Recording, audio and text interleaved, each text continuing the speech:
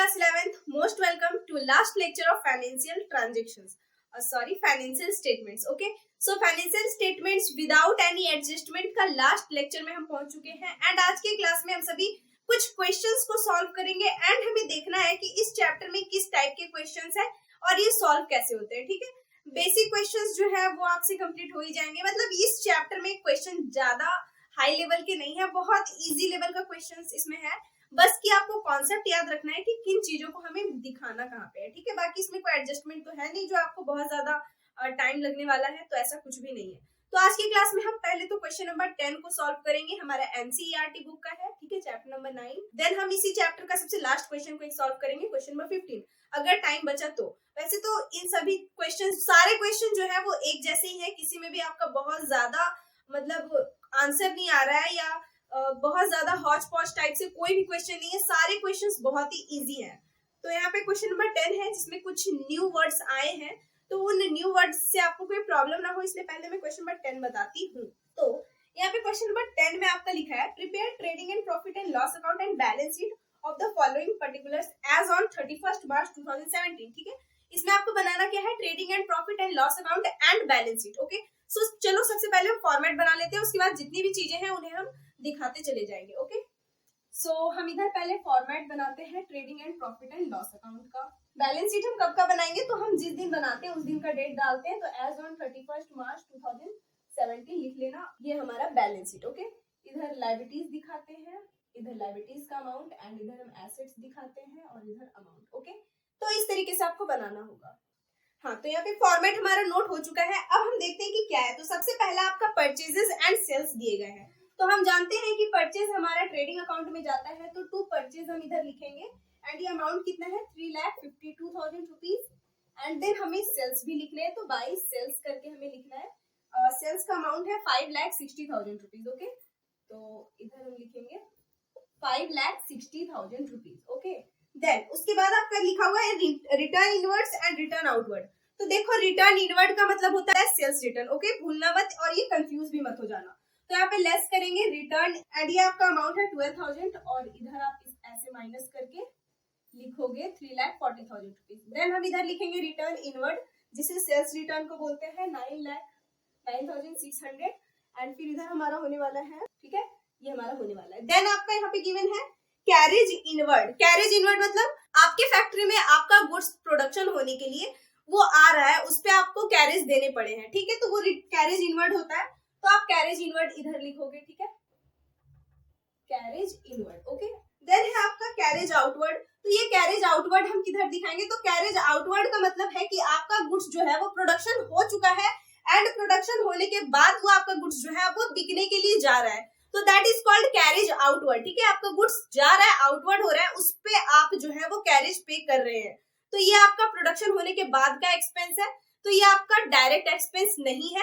तो जो डायरेक्ट नहीं उसे हम किधर दिखाएंगे, प्रॉफिट एंड लॉस अकाउंट में. तो इस तरह से प्लेस छोड़ करके आप यहाँ पे लिख देना carriage outward. Okay, full name लिखना, मैं यहाँ पे शॉर्ट में लिख रही हूँ. अब देखो यहाँ पे एक रूल ना आपको याद रखना है. कौन सा रूल, तो क्लियर का रूल. जैसे कि CLEAR है ना, क्लियर मतलब कैपिटल. कैपिटल क्या होता है, आपका डेबिट बैलेंस होता है. लायबिलिटीज डेबिट बैलेंस, लायबिलिटीज आपका क्रेडिट बैलेंस होता है. एक्सपेंस आपका डेबिट बैलेंस होता है. एसेट्स डेबिट बैलेंस होता है और जो रिवेन्यू है वो क्रेडिट बैलेंस होता है. तो अगर आपको समझ में ना आए, जैसे कि यहाँ पे कुछ लिखा हुआ है, जैसे मान लो कि यहाँ पे आपका लिखा हुआ है डिस्काउंट, मान लो कि डिस्काउंट लिखा हुआ है, तो डिस्काउंट आपका डेबिट में लिखा है या क्रेडिट में लिखा है, तो आप कैसे पता करोगे कि डिस्काउंट आपका आ रहा है या आपने डिस्काउंट पे किया है, मतलब आपका ये इनकम है या एक्सपेंस. तो अगर डिस्काउंट आपका डेबिट में लिखा है इसका मतलब है कि आपका एक्सपेंस है, आपने डिस्काउंट अलाउ किया है. और अगर आपका इनकम क्रेडिट में लिखा, अगर आपका डिस्काउंट जो है वो क्रेडिट में लिखा है, तो आप क्या जानोगे कि वो आपका रिवेन्यू है, आपको डिस्काउंट मिला है. आई बात समझ में. तो कंफ्यूज मत होना कि कौन सी चीजों की है इसमें जो इनकम वाली है, कौन सी चीजें ऐसी है जो एक्सपेंस वाली है. तो समझ जाना, ये रूल याद रखना कि कैपिटल लायबिलिटीज क्रेडिट बैलेंस होता है, एक्सपेंसेस डेबिट बैलेंस होते हैं, एसेट्स आपके डेबिट बैलेंस होते हैं और रिवेन्यू आपके क्रेडिट बैलेंस होते हैं. इतना चीज याद रखना. तो आपको जो यहाँ पे क्वेश्चन गिवन होता है बुक में, इसमें आपको प्रॉब्लम नहीं होगा, पता चल जाएगा कि डेबिट वाला एक्सपेंस है और क्रेडिट वाला इनकम. ओके, आई बात समझ में. चलो यहाँ तक तो ठीक है. देन है आपका फ्यूल एंड पावर. तो फ्यूल एंड पावर कहाँ लगता है, फैक्ट्री में. तो फ्यूल एंड पावर ऐसे लिखोगे। एंड इसका अमाउंट आपका गिवन है 24,800 लिख देंगे। देन आपका है ओपनिंग स्टॉक। तो देखो ओपनिंग स्टॉक तो हम ऊपर में ही दिखाते हैं सबसे पहले, है ना। तो यहाँ पे 2 ओपनिंग स्टॉक करके लिख देना, ठीक है। सबसे पहले लिखते हैं ओपनिंग स्टॉक एंड यहाँ पे आपका 57,300, तो 57,600 लिख देंगे। ओके, देन है बैड डेब्ट्स। तो बैड डेब्ट्स देखो आपका डेबिट में लिखा है, इसका मतलब कि ये क्या है आपके लिए एक्सपेंस है। डेबिट में लिखा है एक्सपेंस है, तो 2 बैड डेब्ट्स। ऐसे भी बैड डेब्ट्स का मतलब यही होता है कि कुछ डेटर्स जो है वो आपको अमाउंट पे नहीं किए हैं, तो वो आपका बैड डेब्ट्स होता है, ठीक है। तो ये 9,950 हो जाएगा। देन देखो उसके बाद आपका बैड डेब्ट्स के बाद डेटर्स एंड क्रेडिटर्स है। तो क्या debtors and creditors trading and profit and loss account में हम दिखाते हैं? नहीं, ये हमारे एसेट्स और लायबिलिटीज हैं। देखो डेटर्स जो है वो हमारे क्या होते हैं, एसेट्स होते हैं। एसेट्स डेबिट बैलेंस होता है, देखो डेबिट में, और देखो डेटर्स का अमाउंट भी डेबिट में लिखा है, ठीक है। तो ये मैं इसलिए बता रही हूँ, देखो इसका अगर इस चीज का यूज अगर यहाँ पे नहीं हो रहा तो कोई ना कोई क्वेश्चन में आपको जरूर होगा, ठीक है। इसलिए ये रूल को याद रखना, भूलना तो बिल्कुल भी नहीं, ठीक है। तो यहाँ पे आपका डेटर्स एंड क्रेडिटर्स गिवन है, तो क्रेडिटर्स आप ऐसे लिख लो, ठीक है। देखो मैं यहाँ पे भी बैलेंस शीट, उतना टाइम नहीं है कि मैं अभी आपको ग्रुपिंग करके बैलेंस शीट को लिखूं, तो आप अपने कॉपी में अभी जैसे मैं बता रही हूँ समझ आना कि लायबिलिटीज और एसेट्स लिखे हैं, बट आप ग्रुपिंग करके बनाना, मतलब करंट एसेट्स एक प्लेस पे, करंट लायबिलिटीज एक प्लेस पे, फिक्स्ड एसेट्स एक प्लेस पे, फिक्स्ड लायबिलिटीज मतलब नॉन करंट लायबिलिटीज एक प्लेस पे, ठीक है। ऐसे करके लिखना, अभी मैं ऐसे ही बना दे रही हूँ, ठीक है। समझ जाना कैसे बनाना है। तो क्रेडिटर्स का अमाउंट इसमें 48,000 है, 48,000 लिखेंगे। एंड डेटर्स का अमाउंट जो है इसमें आपका गिवन है 1,31,200। ओके, आई बात समझ में? चलो यहाँ तक तो क्लियर है। देन आपका कैपिटल है, तो कैपिटल को हम यहाँ लिखेंगे। इतना प्लेस छोड़ के क्यों लिखा गया कैपिटल? क्योंकि कैपिटल में हमें कुछ लेस करना होता है, कुछ ऐड करना होता है, आपको पता ही है, तो हम समझेंगे आगे क्यों मैं यहाँ पे लिख रही हूँ। तो कैपिटल आपका गिवन है 3,48,000 रुपीज। ओके, तो मैं इसे शॉर्ट में लिखती हूँ, ठीक है। देन उसके बाद आपका है इन्वेस्टमेंट। तो बताओ इन्वेस्टमेंट क्या होता है? एसेट्स होता है, तो यस इन्वेस्टमेंट को इधर लिखेंगे हम, और इन्वेस्टमेंट है आपका 32,000 है, 32,000 लिखेंगे। देन देखो interest on investment. Interest on investment आपका क्रेडिट साइड लिखा है। क्रेडिट साइड का मतलब क्रेडिट बैलेंस आपका रिवेन्यू होता है, मतलब ये आपका आ रहा है, इनकम है, तो आप इसे किधर दिखाओगे? क्या ये डायरेक्ट इनकम है? नहीं, ये आपका जो है वो डायरेक्ट इनडायरेक्ट इनकम है, इसलिए आप इसे प्रॉफिट एंड लॉस अकाउंट में लिखोगे। बाय लिखेंगे इंटरेस्ट ऑन इन्वेस्टमेंट। ओके, कितना है आपका अमाउंट यहाँ पे गिवन है, देखो 3,200, तो ऐसे लिख देंगे। देन है आपका लोन। अब बताओ लोन क्या होगा? लोन लायबिलिटी है, आपको पे करने होंगे, तो लोन हम लायबिलिटी साइड लिखेंगे, और ये आपका लोन है। ओके, देन आपका गिवन है रिपेयर्स। तो रिपेयर क्या डायरेक्ट है या इनडायरेक्ट? तो अभी कुछ नहीं पता कि फैक्ट्री का है कि ऑफिस का, तो हम ऑफिस का ये भी मानते हैं, ठीक है। अभी क्या आपको जब नहीं मेंशन किया गया हो कि आपका ट्रेडिंग में जाना है या पीएल में, मतलब फैक्ट्री का है या फैक्ट्री का नहीं है, ये अगर नहीं मेंशन किया गया तो समझ जाना कि फैक्ट्री का नहीं है, वो प्रोडक्शन होने के बाद का है, और प्रोडक्शन होने के बाद का चीज इनडायरेक्ट। ओके, तो हम इसे इधर दिखाएंगे, टू रिपेयर्स।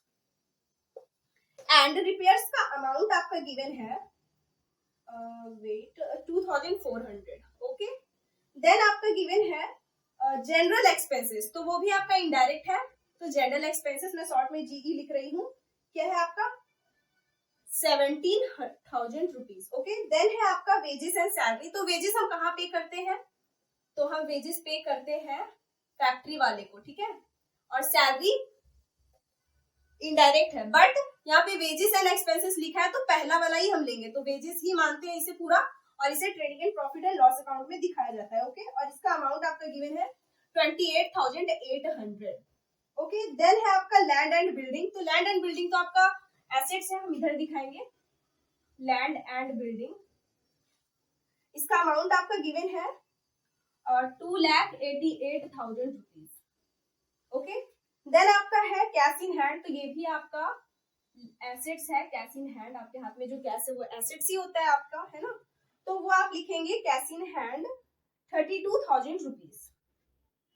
ओके, देन है आपका मिसलेनियस रिसिप्ट। आपको कहीं से कोई रिसिप्ट हुआ, आपको सोर्स नहीं पता कहां से हुआ, तो बस वो आपका इनडायरेक्ट है, तो हम लिखेंगे इधर बाय मिसलेनियस रिसिप्ट करके आप लिख देना, ठीक है। अच्छे से लिखना, साफ सुथरा बनाना। तो यहाँ पे आपका मिसलेनियस रिसिप्ट में 160 है। देन आपका है एक लास्ट सेल्स टैक्स कलेक्टेड।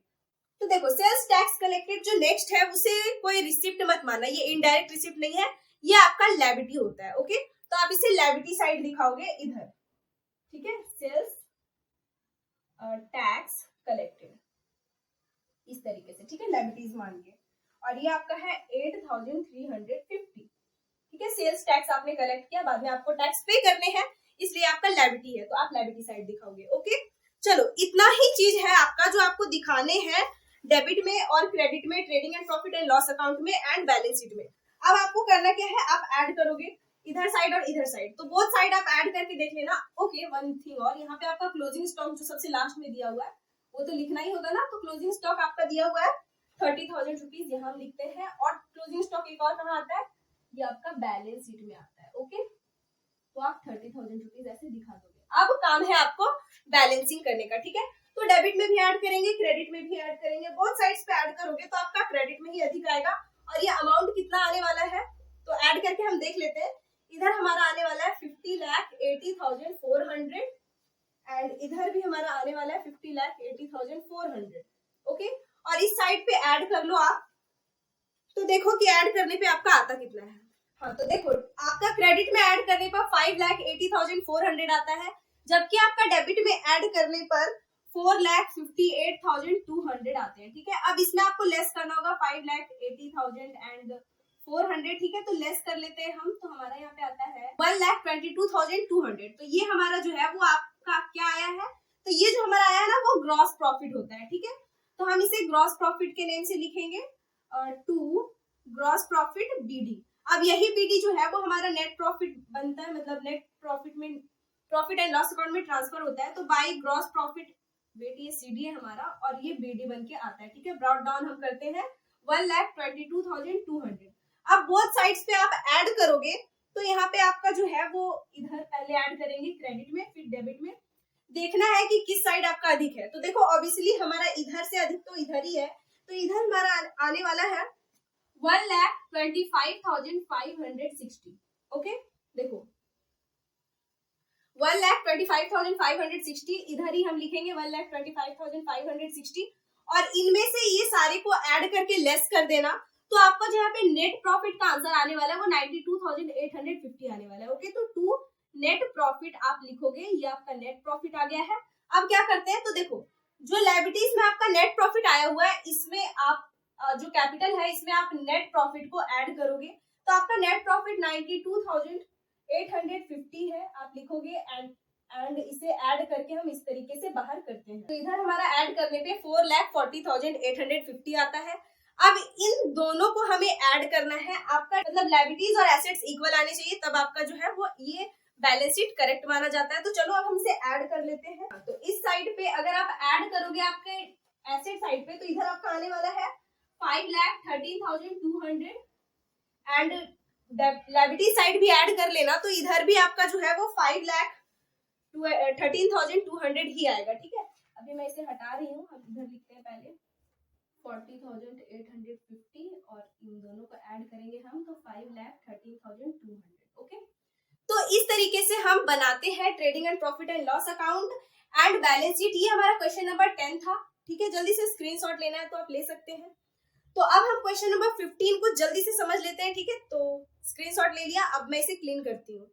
सो ये हमारा क्वेश्चन नंबर 15 का सॉल्यूशन अब हम करने जा रहे हैं। अब जो हमारे पास क्वेश्चंस है ये बिल्कुल 10 के जैसा ही है, इसमें जितना भी चीज लिखा गया बस आपको लिखते जाना है कि कौन कहाँ पे जाने वाला है। ठीक है, तो देखो सबसे पहले जो है वो आपका ओपनिंग स्टॉक गिवन है, तो जल्दी से ओपनिंग स्टॉक इधर हम दिखाएंगे 2, ये हमारा डेबिट है और ये क्रेडिट।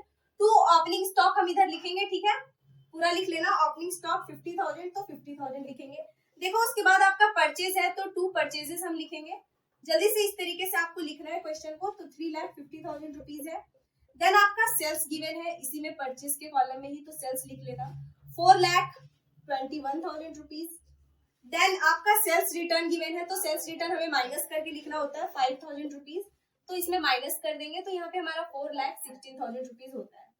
देन आपके पास कैपिटल है, तो हमें पता है कि कैपिटल हमारा लायबिलिटी है, तो हम कैपिटल इधर दिखाएंगे और कैपिटल आपका 3 लाख है तो हम 3 लाख दिखाएंगे। ओके, चलो इस तरीके से आपको बनाना है। देन उसके बाद आपका कमीशन गिवन है। अब देखो यहाँ पे कमीशन लिखा हुआ है। अब हमें कैसे पता चलेगा कि ये कमीशन आप दे रहे हैं या आपको मिल रहा है? तो देखो डेबिट में लिखा है या क्रेडिट में लिखा है, तो कमीशन का अमाउंट जो है वो आपका क्रेडिट में लिखा है। और क्रेडिट मतलब ये आपका रिवेन्यू है, रिवेन्यू आपका क्रेडिट बैलेंस होता है, समझे, तभी यहाँ पे रिवेन्यू जो है वो क्रेडिट में गिवन है। ओके, तो आपको यहाँ पे प्रॉफिट एंड लॉस अकाउंट में ही जाएगा, तो बाई कमीशन के नेम से हम दिखाएंगे। और ये कितना है 4000, तो 4000 ऐसे लिख देना है। देन है आपका बैंक ओवरड्राफ्ट, ये भी आपका लायबिलिटी है, तो बैंक ओवरड्राफ्ट कर देना, पूरा नेम लिखना आप, ठीक है। 28,000 रुपीज, तो 28 हम लिखेंगे। देन कैश इन हैंड, तो ये आपका एसेट्स होता है, कैश इन हैंड हम लिखेंगे। अमाउंट कितना गिवन है 32,000 रुपीज, तो 32,000 लिख देना है। देन आपका फर्नीचर, ये भी आपका एसेट्स होता है, तो फर्नीचर दिखा देना। एंड ये आपका है 1,28,000 रुपीज, तो 1,28,000 रुपीज लिखेंगे। देखो इसके बाद आपका डेटर्स गिवन है, तो डेटर्स भी लिख लेना। तो डेटर्स आपका है 1,40,000 रुपीज। देन आपके पास प्लांट्स हैं, तो ये भी आपका एसेट्स है, तो प्लांट्स का आपका अमाउंट 60,000 गिवन है, 60,000 हम लिख देंगे। देन आपके पास है कैरेज और परचेज, मतलब आपने परचेज किया, तो परचेज कब करोगे? जब आपको जो है वो रॉ मटेरियल्स चाहिए होते हैं। ऐसी तो कुछ परचेज होता नहीं प्रोडक्शन के टाइम पे, तो ये आपका डायरेक्ट एक्सपेंस है। तो टू कैरेज ऑन परचेज पूरा लिख लेना, ठीक है, मैं भी शॉर्ट में ही लिख रही हूँ। 12,000 है, तो हम 12,000 लिख देंगे। अब आपके पास है वेजेस, तो वेजेस तो हम फैक्ट्री में ही पे करते हैं वर्कर्स को, तो ये आपका है वेजेस 8,000 रुपीज, तो 8,000 हम लिख देंगे। देन आपके पास है रेंट, तो बताओ क्या फैक्ट्री में रेंट हम लेते हैं? क्या ये हमारा डायरेक्ट इनकम है? क्या हमारा काम ही है और रेंट लेना? नहीं, तो ये हमारा इनडायरेक्ट इनकम है। इनडायरेक्ट इनकम हम प्रॉफिट एंड लॉस अकाउंट में दिखाते हैं, तो टू रेंट करके हम दिखाएंगे। और रेंट हमारा यहाँ पे गिवन है 15,000 रुपीज, तो 15,000 लिखेंगे। देन आपके पास है बैड डेट्स, तो बैड डेट्स भी आपका इनडायरेक्ट एक्सपेंस है। कोई डेटर से आपका जो अमाउंट आपको पे नहीं कर रहा है, तो आपका बैड डेट्स हो जाता है। देन है ड्राइंग्स, तो कैपिटल में हम हमेशा ड्राइंग्स को लेस करते हैं, ठीक है।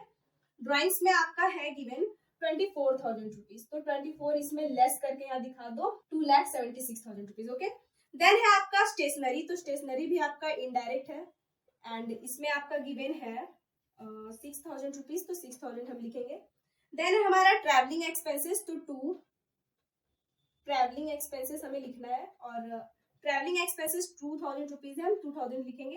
देन हमारा इंश्योरेंस होता है, तो टू इंश्योरेंस, देखो ये भी हमारा डेबिट में ही अमाउंट लिखा है, या हमारा हमें इंश्योरेंस मिला नहीं है बल्कि हमने दिया है इंश्योरेंस, तो ये हमारा एक्सपेंस है, और अमाउंट है 7,000, तो हम 7,000 लिखेंगे। देन देखो यहाँ पे डिस्काउंट गिवन है।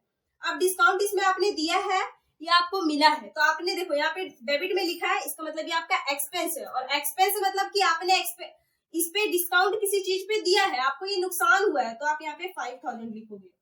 देन है आपका ऑफिस एक्सपेंस, तो इसमें तो साफ साफ लिखा हुआ है कि ये ऑफिस एक्सपेंसेस है, और ये 2,000 रुपीज होने वाले हैं। आई बात समझ में? अब यहाँ पे ऐसा कुछ भी नहीं है, बस एक रह गया हमारा बाय क्लोजिंग स्टॉक, तो क्लोजिंग स्टॉक हमें ऐसे लिखने होते हैं, और क्लोजिंग स्टॉक आपका यहाँ पे है 2,500। ओके, आई बात समझ में? अब देखो आपको करना क्या है, डेबिट और क्रेडिट को ऐड करोगे, और हमें पता करना है कि हमारा डेबिट में अधिक है या क्रेडिट में अधिक है। ओके, तो यहाँ पे देखो कि डेबिट में अगर आप ऐड करोगे तो यहाँ पे आपका 4,20,000 आ रहा है, और क्रेडिट में ऐड करने पे 4,18,500 आ रहा है। तो डेबिट अधिक है या क्रेडिट? तो हमारा डेबिट अधिक है, तो डेबिट वाला ही अमाउंट को हम बोथ साइड्स पे लिखेंगे, हमें जहां तक की पता है हम यही करते हैं, यही रूल है हमारा बैलेंसिंग का। तो 4,20,000 रुपीज हम इधर लिखेंगे, एंड 4,20,000 रुपीज इधर लिखेंगे।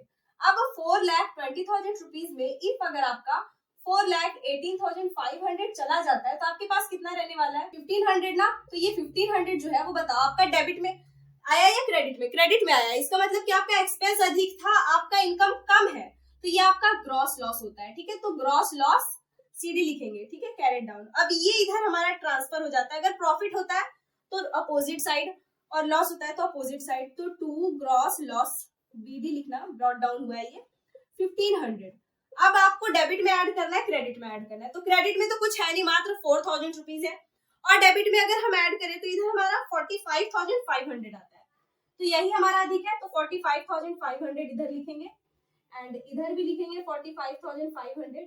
इसमें अगर 4,000 हमारा चला गया तो ये हमारा 41,500 बचता है, और ये हमारा नेट लॉस है। लॉस क्यों? क्योंकि ये आपका एक्सपेंस अधिक है, इनकम कम है, इसलिए ये नेट लॉस है। आई बात समझ में? ये भी आपका बैलेंस निकला है और ये भी आपका बैलेंस निकला है। आई बात समझ में? चलो, ग्रॉस प्रॉफिट और नेट प्रॉफिट तो पता चल गया। अब बैलेंस शीट को देख लेते हैं। बैलेंस शीट में करना क्या है, यहाँ तक होने के बाद आपको ऐड करना होता है। जो नेट प्रॉफिट आया है वो ऐड करेंगे, नेट लॉस हुआ है तो लेस करेंगे। तो यहाँ पे तो नेट लॉस हुआ है तो लॉस को हमें यहाँ पे जो है वो घटाना होता है। कितना है? 41,500। 41,500 घटा करके हमें लिखना होगा। तो इधर हमारा 2,34,500 होता है। ठीक है, और कुछ है क्या? तो अभी तक तो कुछ नहीं है, और देख लेते हैं हम। यहाँ पे एक हमारा क्रेडिटर्स लिखा हुआ है जो छूटा हुआ था, तो हम क्रेडिटर्स भी यहाँ पे लिखेंगे। ठीक है, और क्रेडिटर्स का अमाउंट हमारा कितना है? तो देखो, कमीशन के नीचे ही आपका लिखा हुआ है क्रेडिटर्स 1 लाख रुपीज।